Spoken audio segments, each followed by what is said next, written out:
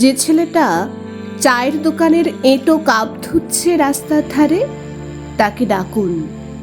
তার কানে কানে বলুন, সুজালাং সুফালাং মালায়াজ শীতালাং। হ্যাঁ, বেশ সুন্দর করে বলুন। যে মেয়েটা চাকরির নাম করে বনগাঁ কিংবা চাকদা থেকে রোজ সকালের ট্রেনে সেজে গুজে শহরে আসছে শরীর বেচে চাল ডাল নুন কিনতে, তাকে ডাকুন।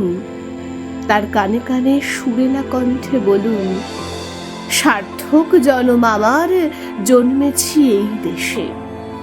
যে ছেলেটি লটারির টিকিট নিয়ে দরজায় দরজায় ঘুরছে আর বলছে, বিশ্বাস করুন আমি ভদ্রলোক, আজ 10 বছর হলো আমার কারখানা বন্ধ, লক আউট, তাকে ডাকুন। তার কানে কানে বলুন, বলো বলো বলো সবে, শত বিনা বেনু রবে, ভারত আবার জগৎ সভায় শ্রেষ্ঠ আসন লবে। রাতের আকাশ কাঁপিয়ে অঝোর ধারায় বৃষ্টি নামলে যে মা আজও লণ্ঠন হাতে টালির ঘরের দরজায় ঠায় দাঁড়িয়ে থাকেন তার খোকন ফিরে আসবে বলে, যে খোকনকে এমনই এক বর্ষায় উন্মত্ত রাতে কালো গাড়ির পুলিশ ডেকে নিয়ে গিয়েছিল, আর বরানগরের রাস্তায় ভোরের ঘুম ভাঙা কুকুর প্রথম দেখেছিল যার গুলিবিদ্ধ রক্তাক্ত লাশ, সেই মাকে ডাকুন।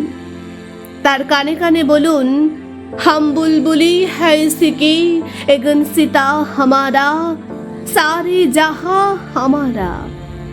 সবাইকে সবকিছু বলা শেষ হলে শুনশান শীতের রাতে 5 মাথার মোড়ে ঘোড়ায় চড়ে বসা সেই মহাবিপ্লবীর পায়ের সামনে ধীরে ধীরে এগিয়ে যান। ফাঁকা রাস্তায় রাতের বাতাসে কান পাতুন, শুনতে পাবেন সেই বিপ্লবী পুরুষের বজ্রকণ্ঠ, আমি তোমাদের কাছে রক্ত চেয়েছিলাম তোমাদের স্বাধীনতা এনে দেব বলে, আমি পারিনি, কিন্তু আমি আমার সমস্ত জীবন উৎসর্গ করেছি। আর তোমরা